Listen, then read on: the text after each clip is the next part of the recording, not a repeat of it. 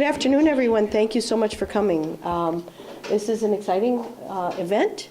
We have become a partner in the Commonwealth Community Compact, and to have the Lieutenant Governor here today is very exciting. So, did you want to say something about the compact?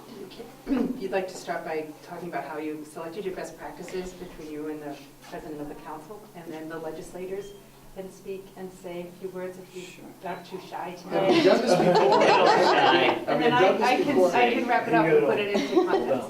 So our commitments for the compact are to do our inventory. We will be updating our best practices in inventory and in human resources, if I remember correctly. So this is a lengthy process.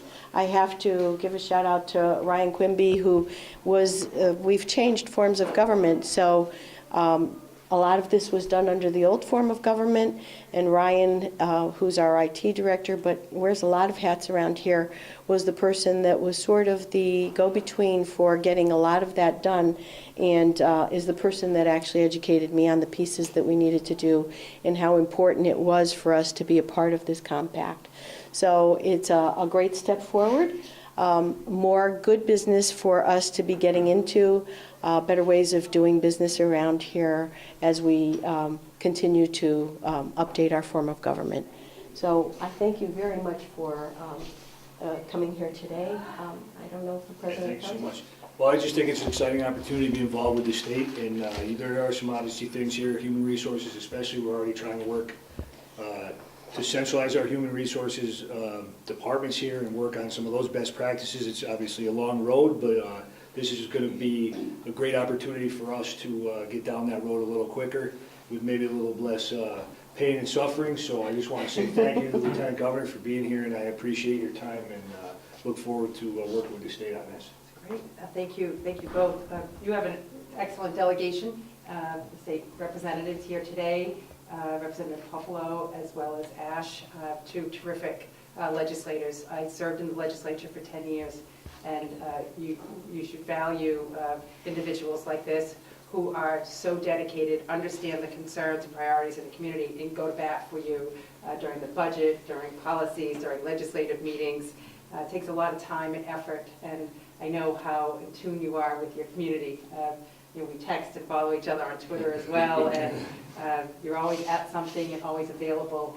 It's a real honor to serve, no question, and it's an honor to serve with former House members, on my part, a former House member, and to do it in a way that is bipartisan. You know, I think in Massachusetts we have something very special here, and that government at all levels is working together, and with our executive and legislative branches really working hard to collaborate, to find common ground, to get to yes, and we're getting great outcomes.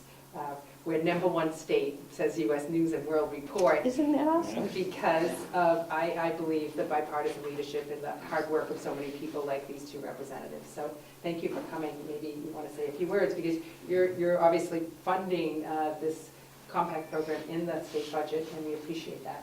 Well, it's our pleasure. I want to thank the Lieutenant Governor for coming out here.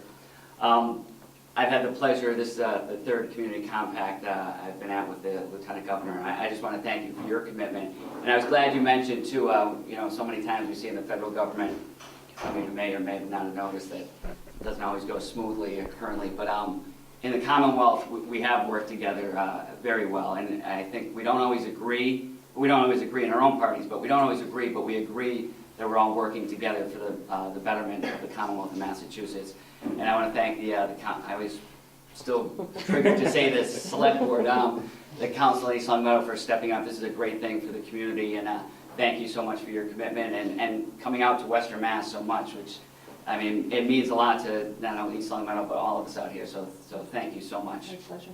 Thank you. Well, thank you all for being here today, and certainly want to echo the comments that have been already stated. We served together in the legislature for a number of years.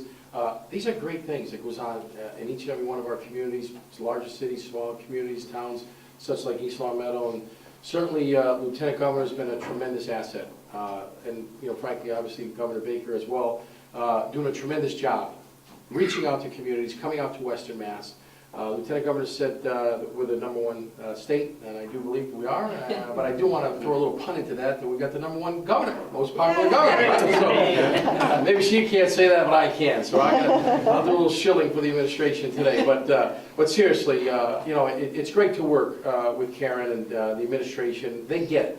And as we're here today signing this important compact, it's great for the town of East Long Meadow. It's doing great things across the Commonwealth for our communities, local governments, getting things done, best practices, other types of really things that need to be done on the front line. Not a lot of juicy, maybe sexy stuff where we're going to be debating the House budget in a couple of weeks and there'll be a lot of bombs going off, right? Pardon the pun. But this is good. This is all good stuff. A lot of it's behind the scenes. And I'm very pleased to support this, and certainly always great to see my friend the Lieutenant Governor in town. And let me just close with this to put this in perspective. Before we started this, how important this compact is, we were talking about our kids. So I mentioned to the Lieutenant Governor, she's, I see on Facebook, you got the kids playing lacrosse. My girls are playing, my oldest girl plays soccer. My oldest girl plays softball, my youngest girl plays soccer now. So they're starting to get rolling. So I mean, again, to put this all in perspective, we're here doing these compacts, working very hard, and Representative Ash has got his daughter plays hockey, and his other son is involved in hockey and whatnot. So I mean, we're here doing what we have to do, but then we're back doing what's really important, the family stuff. And I commend the Lieutenant Governor for not only keeping an eye on what she needs to do relative to the Commonwealth, but what she has to do for her family as well, because that's what it's really all about. So again, it's a great day for the town of East Long Meadow. Very pleased to stand here side by side with my colleague, Representative Ash, and certainly Lieutenant Governor and the Baker administration and Governor Baker doing a tremendous job. And I'd be remiss without saying Mike Knappich, great friend, here running the Western Mass office. So if there's any good things that need to be done, you can Call him for anything. Well, no, there's good things. Personal stuff, whatever you want. Listen, if there's good things, you can call us or the Lieutenant Governor. If it's anything bad, you call him directly. He'll handle all the bad stuff. We'll give out his cell phone. But again, it's great to be here today. Happy Easter, happy Passover to everybody. And again, thank you all for being here. Thank you. I also want to recognize, we have two other councilmen here, Paul Federici and Don Anderson from the council. And some of the staff that's here as well. And Mike, I'd like your business card before you go. If you get the hard stuff, you're the guy that I'm going to need to connect with. So I guess maybe we sign?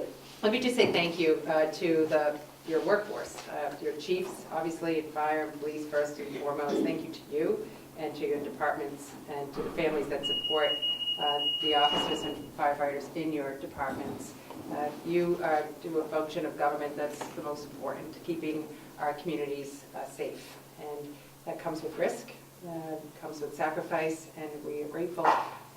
Just recently, we doubled the line of death benefit from $150,000 to $300,000. When we all want to get things done, we can do it. That was done in a week. Because it was important, and it was a gesture of appreciation. We also recently filed a bill to make it a felony when a police officer or emergency responder is assaulted. And those are initiatives that we'll work on together. But today is a celebration and a milestone for this community. I want to thank you, President, council members, to your manager, to your new form of government.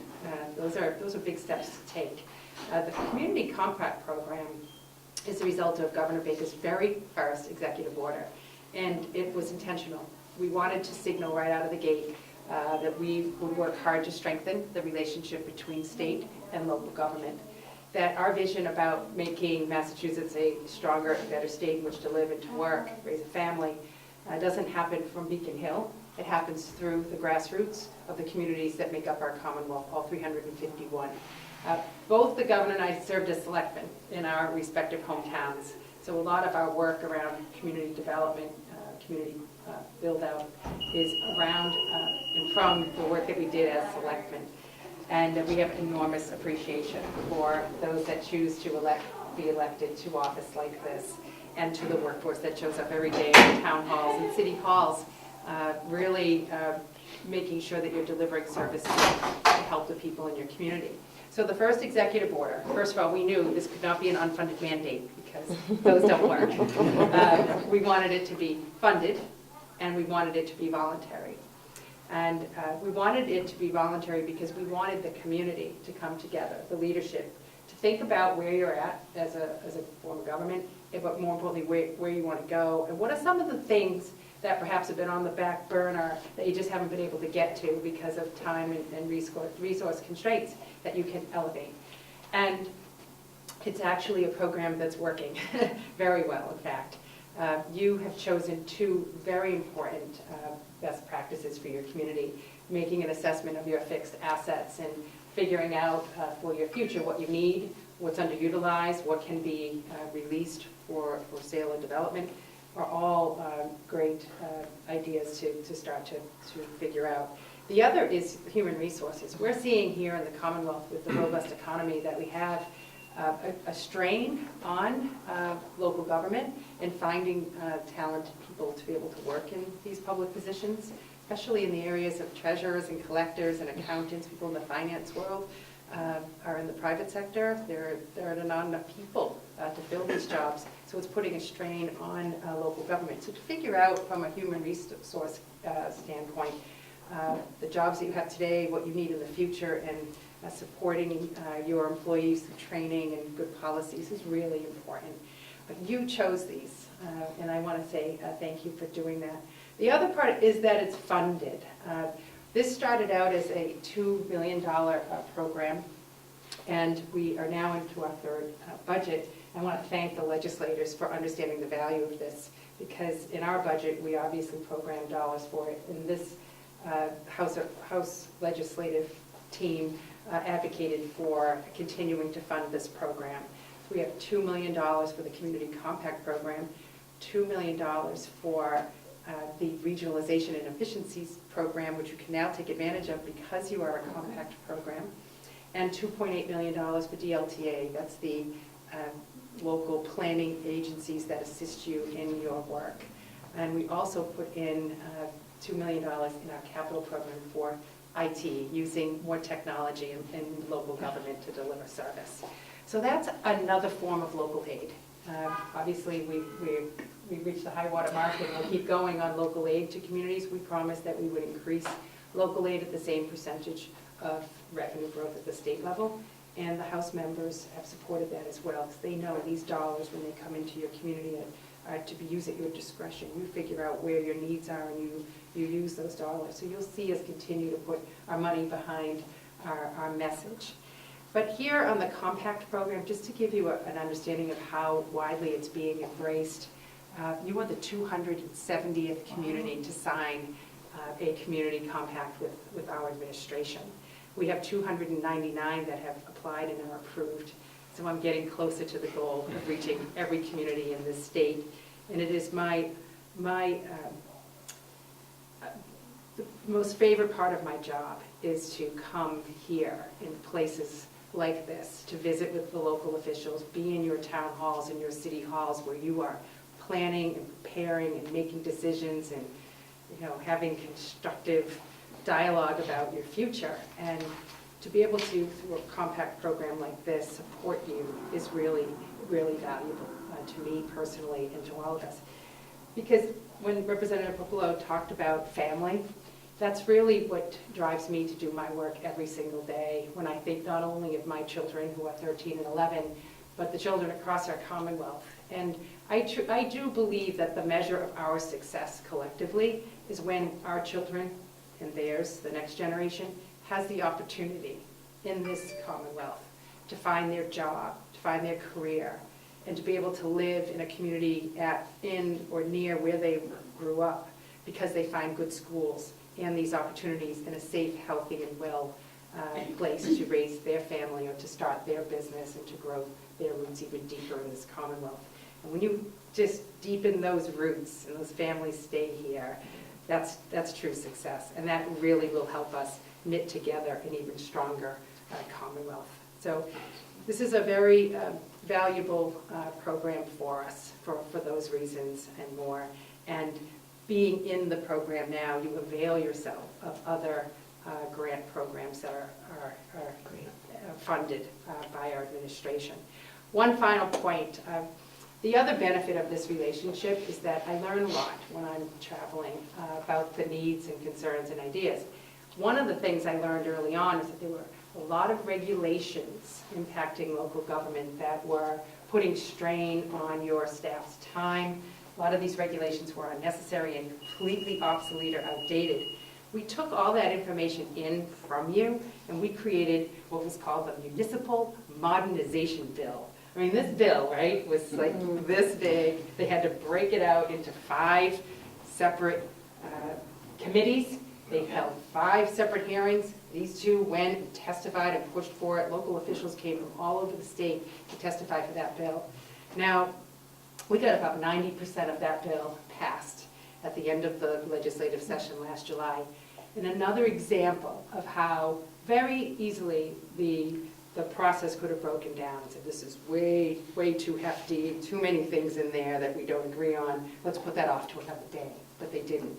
We focused on it, we pushed for it, we all came together and advocated for it, and we got a major overhaul. I think Jeff Beckwith at MMA said this is the biggest overhaul of municipal regulations that he's ever seen.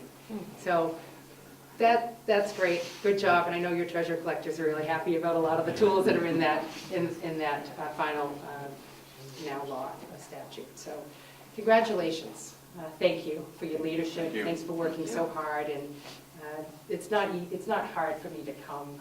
I'm from Central Massachusetts. It's much easier for me to travel west and be here than it is many times traveling east. And I prefer to work in the communities that are smaller, or smaller cities that don't necessarily get the attention that the capital city gets. And I understand that in order for us to really build out this economy by region, we've got to strengthen the communities within each. And we'll just keep doing what we're doing, because apparently it seems to be working. So, lucky number, 270, so congratulations. Thank you so much.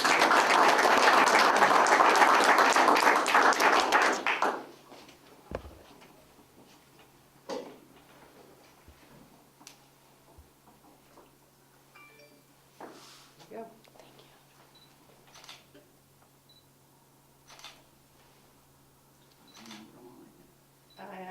I do, because it's really, we're getting closer. Yeah, thank you. Pretty cool. You got it. Thank you.